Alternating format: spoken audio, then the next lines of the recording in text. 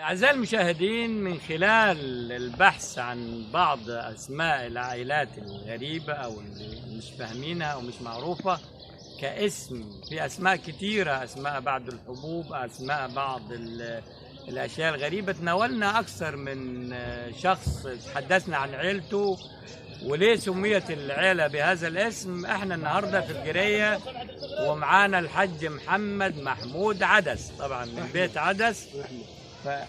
يعني هو البيت نفسه اسمه بيت عدس. ايوه.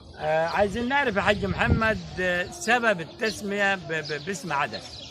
والله من بعد ما نصلي على النبي صلى الله عليه وسلم ونوجه رسالة الأول لشعب السعودية، ونقول لهم كل سنة وانتم طيبين.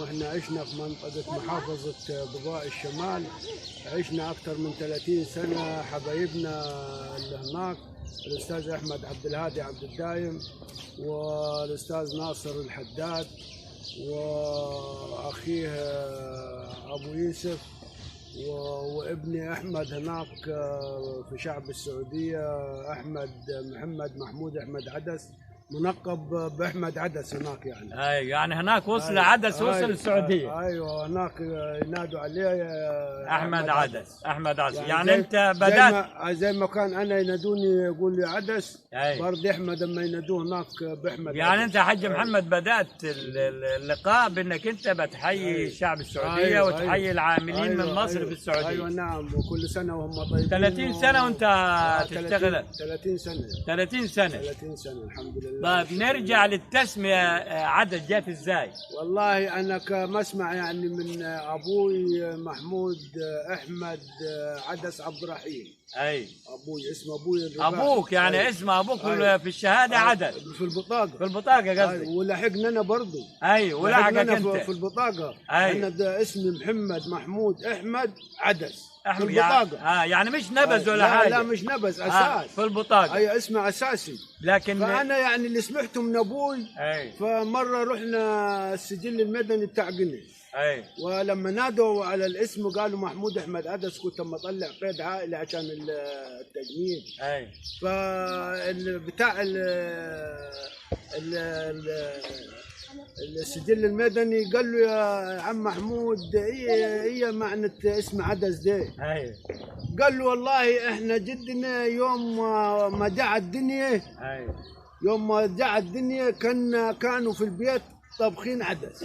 يعني الجد لما جدكم لما اتولد. ايوه لما اتولد. لما اتولد اعزائي المشاهدين، لما اتولد لما جاء يعني كانوا طابخين عدس. ايوه فسموه عدس. اعزائي المشاهدين طبعا فسموه عدس. سموه عدس. الاسم اساسي يعني. تمام. لا كده، لا مش نبذ. انا افتكرت نبذ يعني. لا مش نبذ، لان انا التقيت مع الاخ شعبان حسين، اتكلم على بيت الهزاز، قال لي الهزاز ده نبذ. فانا افتكرت عدس نبذ. لا يعني. لا مش نبذ. مش نبذ. مش نبذ. تمام. اعزائي المشاهدين، كده عرفنا ان هو لحظة ميلاد الجد الأكبر للعيلة كانوا طبخين عدس، فسموه على هذا الاسم. على هذا الاسم واشتهر بالذات. أنا ما سمعته من الكبار يعني، رحمة الله عليهم.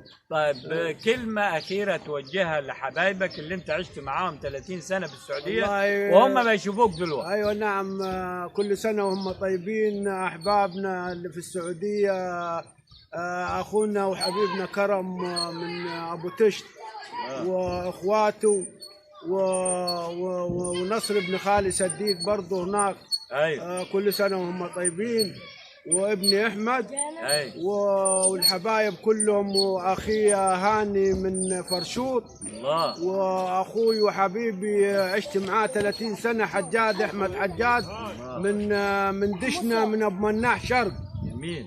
وعشت معاهم، يعني عشنا ايام حلوه، وكل سنة وهم طيبين. أعزائي المشاهدين، يعني كل الأسماء دي اللي قالها الحاج محمد محمود عدس، تحياتي ليهم جميعا وهم في الأراضي المقدسة في السعودية، وتحياتي أكثر لأحمد ابن الحج محمد. يا حج أحمد ربنا يعافيه إن شاء الله، ربنا يعافيك، ويرجعه بالسلامة إن شاء الله. احنا هنا في الوحدة يا حج أحمد، يعني قريب على بيتكم، ودي الوحدة ما نهديك يعني كأنك أنت قاعد وسطينا. ربنا يرجعك بالسلامة ودعواتك في الأراضي المقدسة. شكرا يا حاج محمد.